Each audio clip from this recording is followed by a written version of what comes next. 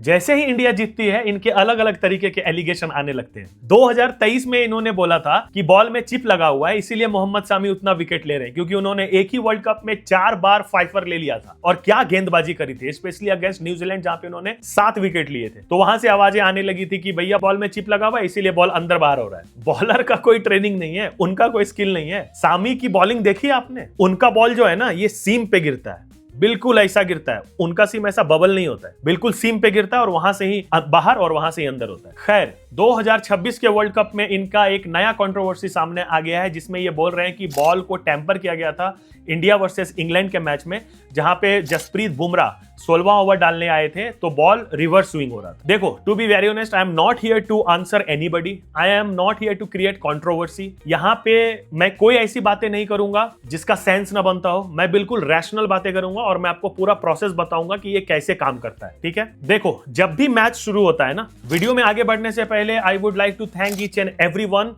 जिन्होंने मेरे वीडियो पे इतना प्यार दिखाया। उनमें आपके कमेंट्स आए हैं, मैंने सारे कमेंट का आपको रिप्लाई किया है। So thank you very very much. मुझे पता है मेरा चैनल अभी नया है, मेरे लिए ये व्यूज बहुत बड़ी बात है। So thank you very very much. I would request जो ये मेरा चैनल देख रहे हैं, प्लीज मेरे चैनल को सब्सक्राइब कर लीजिए, कमेंट कीजिए, शेयर कीजिए, लाइक कीजिए, ताकि ये वीडियो और भी लोगों तक पहुंच सके। तो चलिए शुरू करते हैं। देखो, जब भी मैच शुरू होता है ना, तो ये प्रोसेस कैसे होता है, बॉल जो आप देखते हैं जब बॉलर के पास आती है बॉलिंग करने के लिए, तो वो कैसे आती है ये मैं आपको पूरा प्रोसेस पहले बता देता हूं। उसके बाद फिर मैं कैमरास का प्रोसेस बताऊं कि कहां पे कैमरा रहते हैं, क्या ये पॉसिबल है बॉल को टेम्पर करना, सभी की बातें करेंगे इस वीडियो में। तो देखिए, जब भी मैच शुरू होता है एक बॉक्स होता है जिसमें 12 बॉल्स होते हैं। जिस बॉल से भी मैच हो रहा है उसके 12 बॉल्स रखे हुए होते हैं उसमें। जो अंपायर होता है ना, वो सबसे पहले जाता है टीम नंबर ए के पास, उनको बोलता है आप 2 बॉल चूज कर लीजिए, ऑप्शन 1 ऑप्शन 2। उन्होंने चूज कर लिया, उसको अलग जगह रख दिया जाता है, 2 बॉल जो उन्होंने चूज किए। अब वो सेम जाते हैं टीम बी के पास, वो भी 2 बॉल चूज करती है, 1 2, फिर उसको अलग जगह पे रख दिया जाता है। अब ये चारों बॉल और वो 8 बॉल का बक्सा, उसको लेकर के जाते हैं ये लोग जहां पे ये third umpire, match referee, fourth umpire, ये सारे ऑफिशियल्स बैठते हैं जो अंपायर रूम होता है, वहां पे इसको रख दिया जाता है। तो अब आप मुझे ये बात आप बताइए कि इस सारे प्रोसेस में सिर्फ इंडिया के ऑफिशियल्स इन्वॉल्व नहीं होते ना, वर्ल्ड वाइड आईसीसी का है, बहुत सारे मुल्क के लोग रहते हैं, अलग अलग लेवल के लोग रहते हैं, अलग अलग डेजिग्नेशन पे जो काम करते हैं वो होते हैं। तो ये कैसे पॉसिबल है कि बॉल में चिप डालना और फिर वो बॉल अंदर बाहर करे अपने हिसाब से? और बॉलर जब एक्शन करता है तो वो कैसा एक्शन करता है, वो कैसे, मतलब बॉल रिलीज होने के बाद में कौन सा बटन दबाएगा जो बॉल अंदर और बाहर चली जाएगी? थोड़ा सेंस वाली बातें करो यार, थोड़ा दिमाग लगाओ कि ऐसा नहीं होता है। तो ये तो हो गया पूरा कि आप बॉल को वहां पर तो कोई भी टेम्पर नहीं कर सकते, या पहले से बना के तो बॉल नहीं आप रख सकते हैं, क्योंकि नई बॉल तो आपको पता चल जाएगी कि वो नई है, कोई भी मिक्सअप होने का चांस ही नहीं है। अब आ जाते हैं कि जब गेम शुरू हुआ उसके बाद आप बॉल बनाए, उसके बाद आप टेम्पर करें, तो ठीक है, उसके बारे में भी मैं आपको बता देता हूं। कोई भी इंटरनेशनल मैचेस होते हैं ना, उसमें 30 से 40 कैमरास होते हैं, और जो आईसीसी के मैचेस होते हैं उसमें और भी ज्यादा कैमरास हैं। स्पाइडर कैम, बग्गी कैम, जो बाउंड्री के बाहर वो घूमता रहता है, वो विकेट में रहता है कैमरा, इन सब के अलावा 30 से 40 कैमरा ग्राउंड के डिफरेंट एंगल्स पे लगे रहते हैं, जो हर पल एक एक प्लेयर को ट्रैक करते हैं। और इन सभी कैमरों में से एक कैमरा होता है जो बिल्कुल बॉल को ट्रैक करता है। बॉल बॉलर के हाथ में, अंपायर के पास गई, वहां से बॉलर को मिला, बॉलर ने बॉल डाला, बैट्समैन ने मारा, बाउंड्री पे गई, अगर बैट्समैन ने क्राउड में मार दिया तो बॉल क्राउड में कहां है, एक कैमरा डेडिकेटेड होता है बॉल के लिए। आप कैसे वहां पर उल्टी सीधी हरकतें कर दोगे जो आप बोल रहे हो? पॉसिबल है? नहीं है पॉसिबल। आप बात को समझो, नहीं है पॉसिबल। उसके बाद अगर बॉल पुरानी हुई है और किसी बैट्समैन ने मारा जो आउट ऑफ स्टेडियम चली गई, या फिर ऐसी जगह पे चली गई जहां से बॉल आ नहीं सकता, या बॉल खराब हो गई, बॉल चेंज करना है, तो उसका भी सेम बक्सा रखा हुआ रहता है मैच ऑफिशियल्स के पास।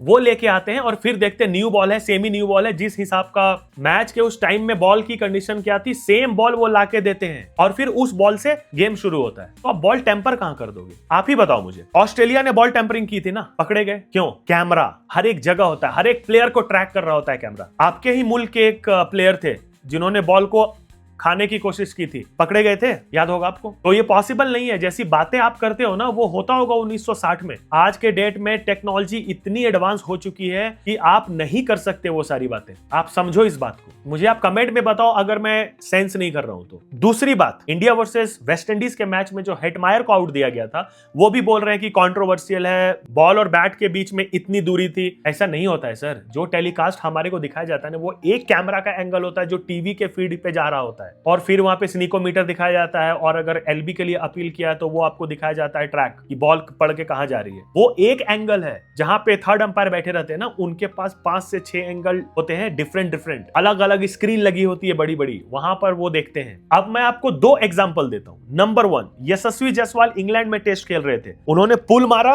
और वो 90s के आसपास खेले थे, और बहुत ही क्रूशियल विकेट था उनका इंडिया के लिए। बॉल और बैट के बीच में गैप क्लियर दिखाई पड़ रहा था, पर वो स्नीकोमीटर में आ गया कि लगी है बॉल, आवाज आई है। आउट दिया था ना उनको? बोला हमने? नहीं बोला। वजह जो भी हो, लेकिन हमने नहीं बोला कि बॉल टेम्पर हुआ था। हाँ, हम इस बात पे डिबेट करते हैं कि अंपायर दे सकते थे क्या, कुछ और भी वो कंसीडर कर सकते थे। If there is a gap तो फिर उनको समझना चाहिए था। ये सब चीजों पे आप बातें कर सकते हो। आप कोड ऑफ कंडक्ट पे कैसे चले जाते हो कि पूरा प्रोसेस ही गलत है? भाई साहब, हम जो घर में बैठ के एक टीवी पे मैच देख रहे हैं, जो हमने एज्यूम कर लिया वैसा ही होता होगा। जसप्रीत बुमराह कैसे रिवर्स स्विंग 16वें ओवर में कर रहे हैं, तो वो उनका स्किल है। उन्होंने दुनिया के हर एक विकेट पे किया है। याद है ना 119 यूएसए में गोल्डन चांस था आपके पास हमको हराने के लिए, हरा पाए? कौन खड़ा था सामने?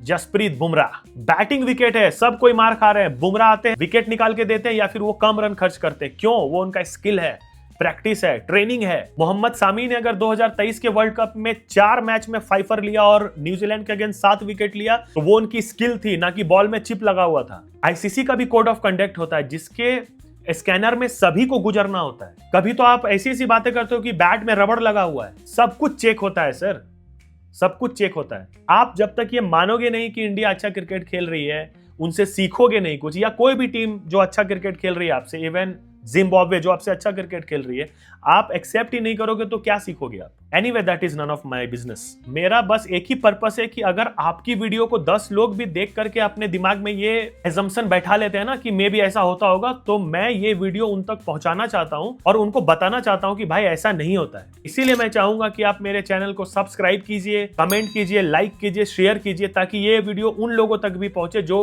सच में क्रिकेट को जानना चाहते हैं, समझना चाहते हैं, प्यार करते हैं। इसके बाद भी अगर आपके कोई क्वेश्चन रह गए हो तो मुझे कमेंट बॉक्स में बताइए, मैं उसका रिप्लाई जरूर करूंगा। आज की वीडियो में इतना ही। Thank you very much for your time. Will we meet again. Take care and enjoy cricket.